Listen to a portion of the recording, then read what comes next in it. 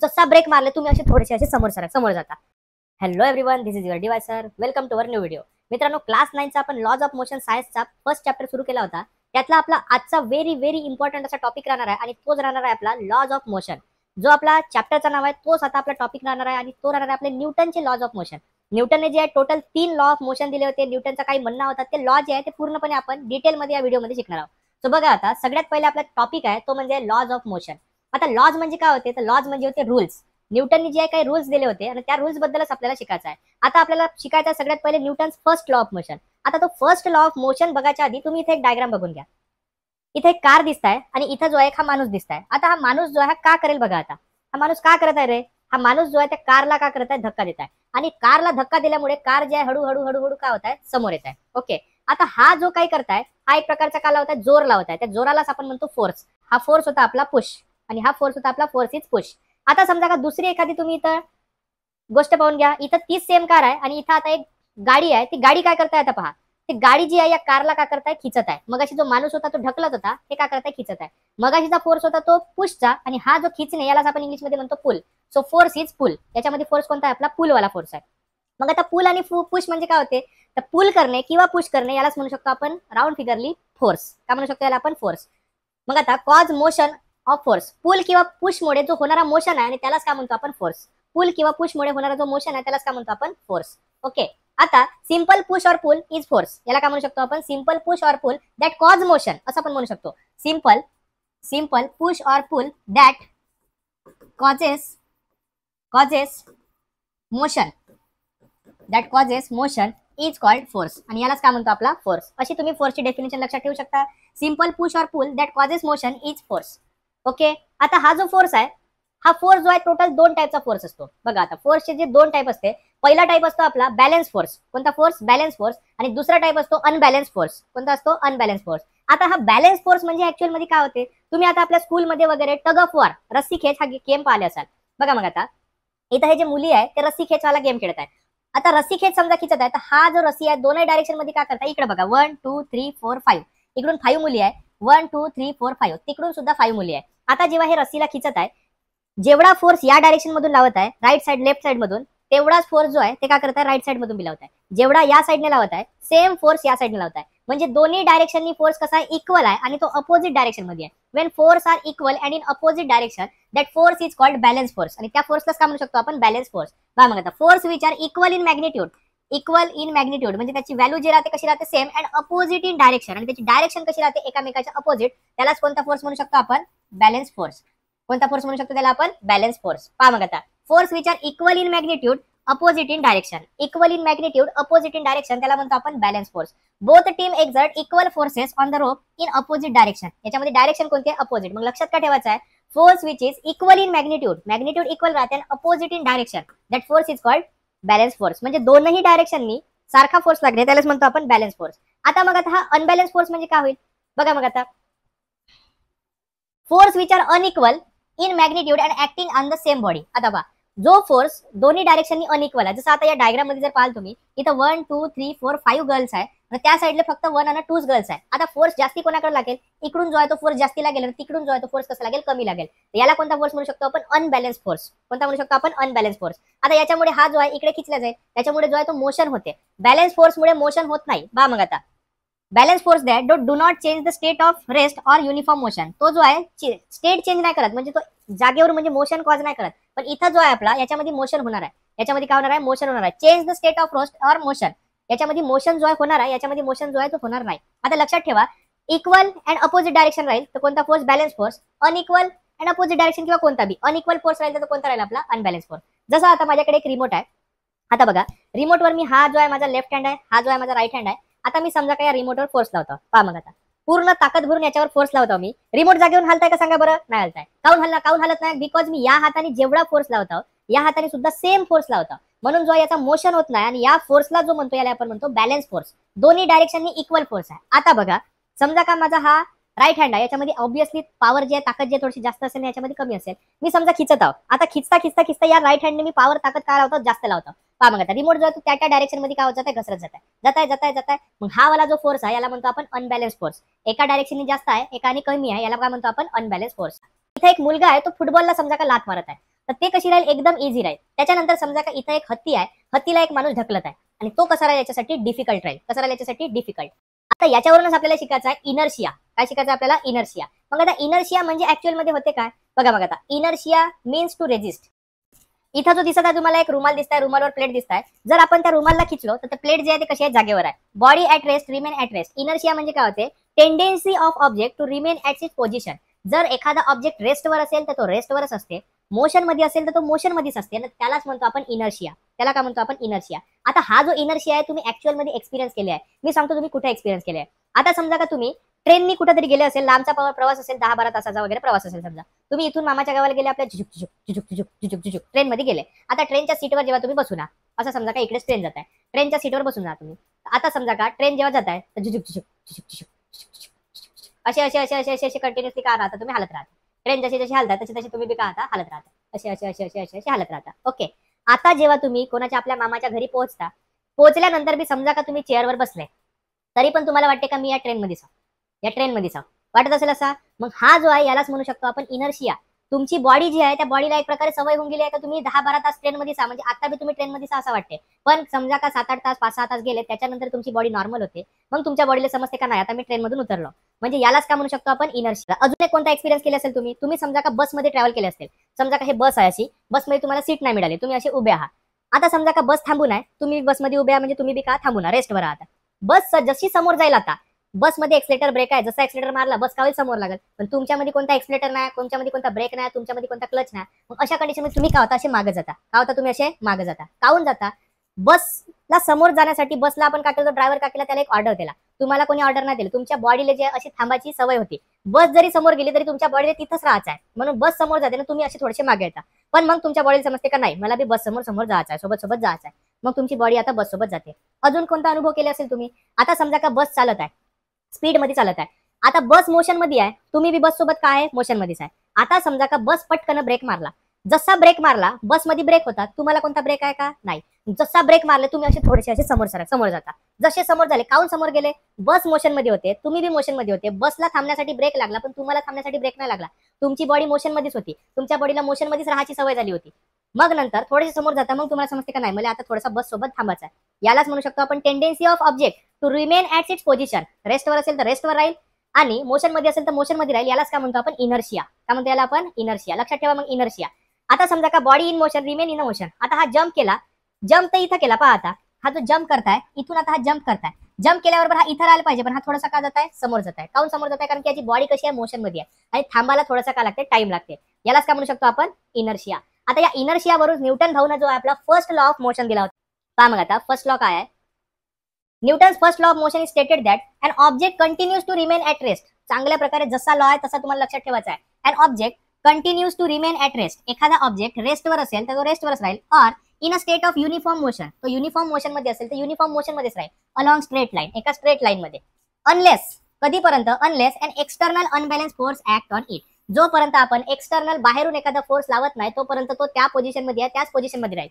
न्यूटनने इनर्शियाचाच वापर केला होता, म्हणूनच आपण या फर्स्ट लॉला लॉ ऑफ इनर्शिया सुद्धा म्हणतो. ओके. लॉ काय, an object continues to remain at rest. एखादा ऑब्जेक्ट रेस्टवर असेल तर रेस्टवरच राहील. Or in a state of uniform motion, uniform motion मध्ये असेल तर युनिफॉर्म मोशन मध्येच राहील, अलॉंग स्ट्रेट लाईन, एका स्ट्रेट लाईन मध्ये. अनलेस, कधीपर्यंत, अन एक्सटर्नल अनबॅलन्स फोर्स लागत नाही तोपर्यंत, बाहेरून एखादा फोर्स लागत नाही तोपर्यंत. हा रिमोट समजा का असा आहे तर असाच राहील, कधीपर्यंत, जेव्हा मी याला बाहेरून फोर्स लावत नाही तोपर्यंत. बाहेरून फोर्स लावला तर हा का झाला, मोशन मध्ये आला. हा समजा का मोशन मध्ये आहे, मोशन मध्ये असा, मग हा कधीपर्यंत मोशन मध्ये राहील, जोपर्यंत मी इथून बाहेरून समजा का असा फोर्स नाही लावत, थांबवत नाही तोपर्यंत हा मोशन मध्ये राहील. असा होता आपल्या Newton Bhaucha first law of motion. काय होता आपला हा फर्स्ट लॉ ऑफ मोशन. आता बघा इथं एक बॉल आहे, हा बॉल कसा आहे, रेस्टवर आहे. कधीपर्यंत रेस्ट मध्ये राहील, जोपर्यंत याला येऊन कोणीतरी किक नाही मारत. मग आता समजा का आता एक पर्सन जो आहे, एक मुलगा जो याला किक मारला, तर मग याला कोणता फोर्स लावला, तो अनबॅलन्स फोर्स, त्याच्यामुळे हा कसा आला, मोशनवर आला. रेस्ट वाली ऑब्जेक्ट मोशन मध्ये जाईल कधी, जेव्हा त्याला एक्सटर्नल फोर्स लागेल तेव्हा. आता याच्यासाठी एक एक्सपेरिमेंट जो आहे तो तुमच्या शॉर्ट मध्ये आपल्या चॅनलवर दिसत आहे, तो तुम्ही बघून घ्या, म्हणजे पूर्णच्या पूर्ण तुम्हाला फर्स्ट लॉ क्लिअर होऊन जाईल. An object resist change their state of position. आता पहा, it is nothing but inertia. आणि रेजिस्ट म्हणजे काय होते आपला हा inertia. This is why the law, first law of motion is also known as law of inertia. याला दुसरा नाव आपण प्रेमाने का म्हणू शकतो, लॉ ऑफ इनर्शिया. आणि लर्न ठेवायचा आहे चांगल्या प्रकारे तुम्हाला. An object continues to remain at rest or in a state of uniform motion along straight line unless an external unbalance force act on it. Okay. त्याच्यानंतर सेकंड लॉ आता आपल्याला बघायचा आहे ना. सेकंड लॉच्या आधी एक छोटासा व्हेरी इम्पॉर्टंट कॉन्सेप्ट आपल्याला शिकायचा आणि तो म्हणजे आपला मोमेंटम. काय आपला मोमेंटम. आता हा मोमेंटम म्हणजे काय होतं, तर मोमेंटमलाच म्हणू शकतो आपण इम्पॅक्ट. काय म्हणू शकतो मोमेंटमलाच आपण इम्पॅक्ट. आता इथं तुमच्या समोर एक डायग्राम दिसेल. इथं एक समजा का आपल्याकडे आहे भिंत, काय आपल्याकडे एक भिंत, आणि भिंतीजवळ एक समजा का हा सोल्जर आहे. हा काय करत आहे, या भिंतीला समजा का गोळी मारत आहे. गोळी मारल्यावर काय होईल, बंदुकीतून भरपूर साऱ्या प्रमाणात स्पीड मध्ये गोळी येईल आणि इथं समजा का लागली तर या भिंतीला जो आहे आरपार गड्डा पडून जाईल. बरोबर आहे, भिंतीला काय झाला, गड्डा पडला. त्याच्यानंतर बुलेट विल पेनिट्रेट, याच्या आतमध्ये गोळी जी आहे ते आतमध्ये शिरली. आता समजा का असा काऊन झाला, velocity is more hence momentum is more. आता हा जो मोमेंटम असते हा मास अँड वेलोसिटीवर डिपेंड असते. It is depend on two factor. एक असते मास आणि दुसरी काय असते वेलोसिटी. लक्षात ठेवा, मोमेंटम जो आहे मास अँड वेलोसिटीवर डिपेंड राहते. कोणावर डिपेंड राहते, मास अँड वेलोसिटी.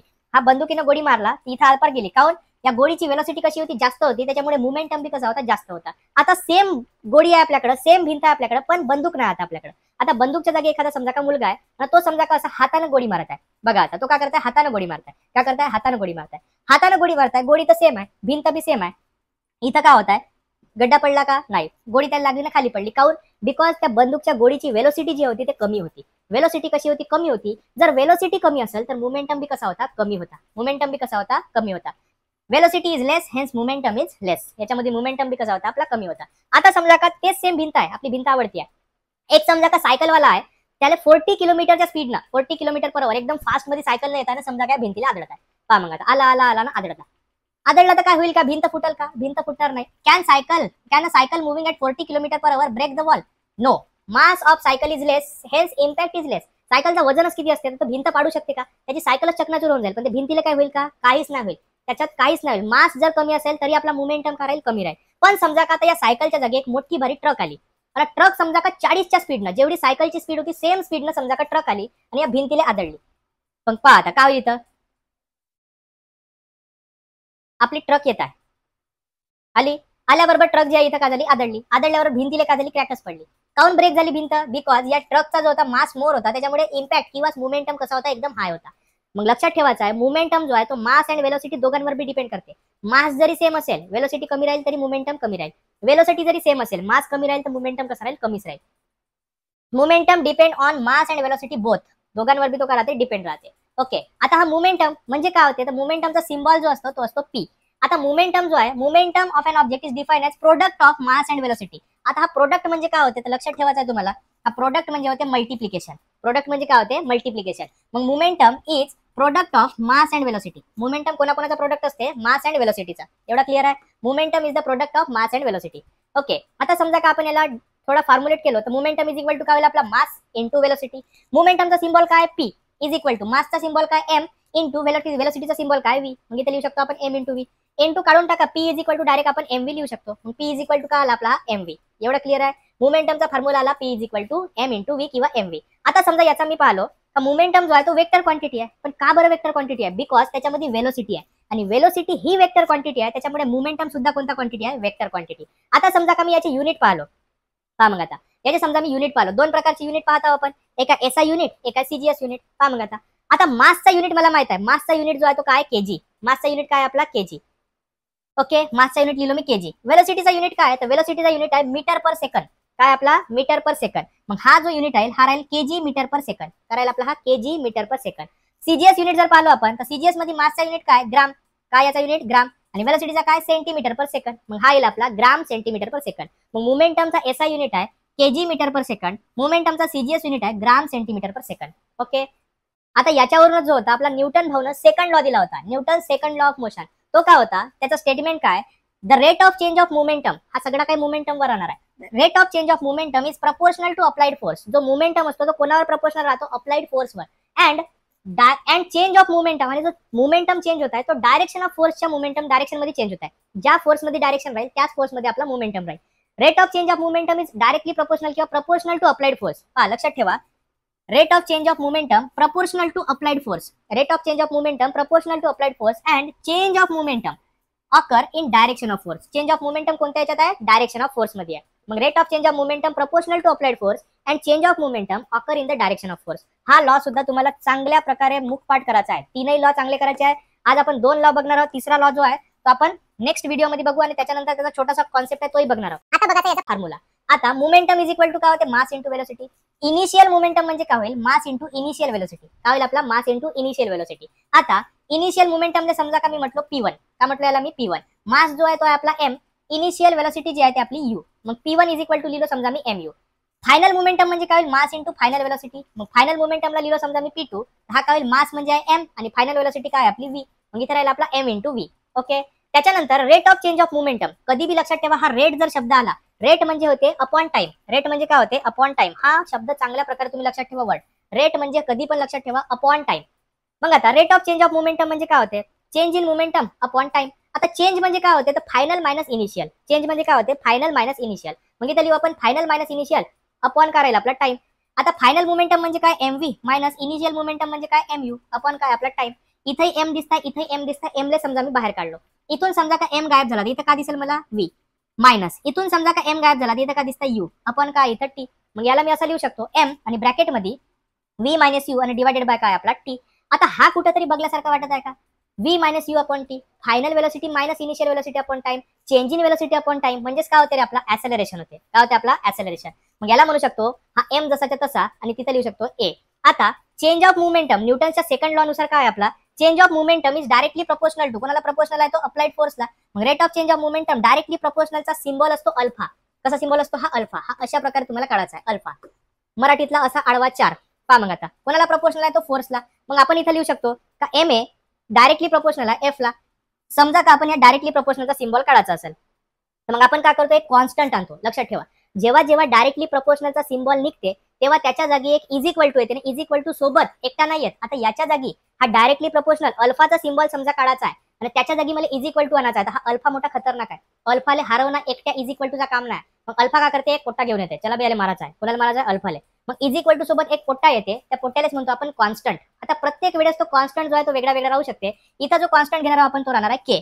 पहा मग इज इक्वल टू आला, इज इक्वल टू सोबत एक पोट्टा आला, त्या पोट्ट्याचं नाव काय राहणार आहे के आणि हा बाकी MA कसा राहील आपला जसाच्या तसा. पहा मग आता इथं समजा का मी के ची व्हॅल्यू 1 ठेवलो. के ची व्हॅल्यू काय ठेवलो मी 1. के ची व्हॅल्यू सपोज 1 ठेवलो तर मग हा 1 लिहायची काय आवश्यकता नाही. मग F इज इक्वल टू काय होईल माझा MA. F is equal to काय होईल आपला MA आणि हा जो आहे आपला न्यूटन सेकंड लॉ ऑफ मोशनचा इक्वेशन आहे. मग आता हा जो आहे तुम्हाला चांगल्या प्रकारे लक्षात ठेवायचा आहे. सगळ्यात आधी लक्षात ठेवायचा आहे Newton's first law of motion. And object continues to remain at rest or in a state of uniform motion along straight line unless external unbalanced force act on it. हा फर्स्ट लॉ झाला. Second law लक्षात ठेवायचा आहे तुम्हाला rate of change of momentum is proportional to applied force and change of momentum occur in direction of force आणि त्याचा formula F is equal to MA. इथपर्यंत जो आहे तुम्ही आजच्या व्हिडिओमध्ये दोन गोष्टी चांगल्या प्रकारे लक्षात ठेवा. इनर्शिया म्हणजे होते tendency to remain at its position. रेस्टवर असेल तर रेस्टवर, मोशन मध्ये असेल तर मोशन मध्ये. त्यानंतर मोमेंटम म्हणजे होते मास into velocity, product of mass and velocity. एवढ्या गोष्टी या आजच्या व्हिडिओमधून तुम्ही चांगल्या दिमागात भरून घ्या.